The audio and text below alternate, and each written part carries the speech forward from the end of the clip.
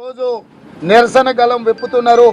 వాళ్ళందరినీ కూడా ఈరోజు ఈ రాష్ట్రంలో జరగబోయే రాజకీయ పరిణామాలలో వాళ్ళ బాధ్యతను నెరవేర్చి వాళ్ళందరినీ కూడా కాంగ్రెస్ పార్టీలోకి ఆహ్వానించి కాంగ్రెస్ అధికారంలోకి రావడం ద్వారా ఇందిరమ్మ రాజ్యం ఏర్పాటు చేయడం ద్వారా ఈ జిల్లాను అభివృద్ధి చేయి రాష్ట్రాన్ని అభివృద్ధి చేయాలనుకుంటున్నాం.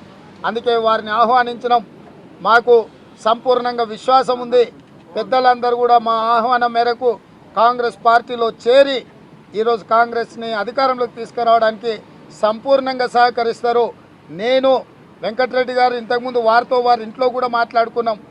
రాహుల్ గాంధీ గారిని 2024లో ప్రధానమంత్రిని చేసే వరకు అందరినీ కలుపుకొని సమిష్టి సహకారం తీసుకొని పెద్దలందరి సలహాలు సూచనలు తీసుకొని పోరాడే యువకులను కూడగట్టుకొని ఈ రాష్ట్రంలో 15 పార్లమెంట్లు గెలిపించడం ద్వారా మళ్ళీ ఆనాడు వైఎస్ రాజశేఖర రెడ్డి గారు ఉన్నప్పుడు 30 పైగా ఎంపీలు గెలిపించి కేంద్రంలో ప్రభుత్వం ఏర్పాటు చేయడానికి క్రియాశీలక పాత్ర పోషించినమో తెలంగాణ నుంచి కూడా 15 పార్లమెంట్లు గెలిపించడం ద్వారా కాంగ్రెస్ పార్టీ తిరిగి క్రియాశీలక పాత్ర పోషించాలని చర్చించుకున్నాం.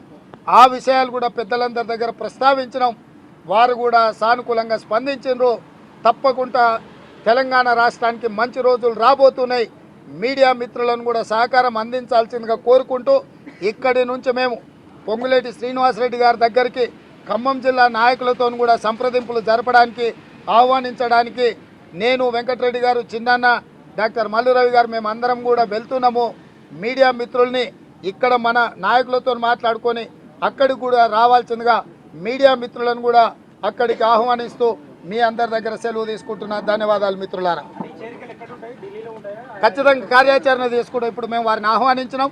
అందరం కూర్చొని మాట్లాడుకొని ఒక మంచి రోజు చూసుకొని జాతీయ నాయకత్వం సమయం తీసుకుంటాం.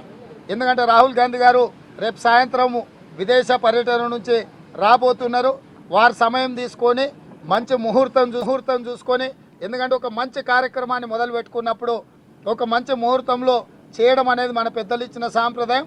మంచి ముహూర్తంలో మంచి నిర్ణయం తీసుకొని తెలంగాణకు మంచి రోజులు రాబోతున్నాయి. రాజుగారు ఇట్లాంటి ప్రశ్నలు అడగడమే అర్థం లేదు. రాజకీయ నాయకులు రాజకీయ అంశాలు చర్చించుకుంటాం, అవి మీకు చెప్పము. మాకు స్పష్టత ఉంది. వారు ఏమి ప్రస్తావించారు, మేము వారికి ఏమి చెప్పినాము, పెద్దలు ఏం చెప్పబోతున్నారు, వాళ్ళ అనుభవాన్ని దృష్టిలో పెట్టుకొని మీరు ఆలోచన చేయండి. వారు ఏ స్థాయిలో వారి బాధ్యత నెరవేర్చబోతున్నారో వారి అనుభవాలను బట్టి వాళ్ళందరికీ పార్టీ అవకాశాలు కల్పిస్తుంది. వారు కాంగ్రెస్ పార్టీ కుటుంబ సభ్యులు. వాళ్ళ అర్హత అంటే వాళ్ళ అనుభవాన్ని బట్టి తప్పకుండా మంచి అవకాశాలు కాంగ్రెస్ పార్టీ కల్పిస్తుంది.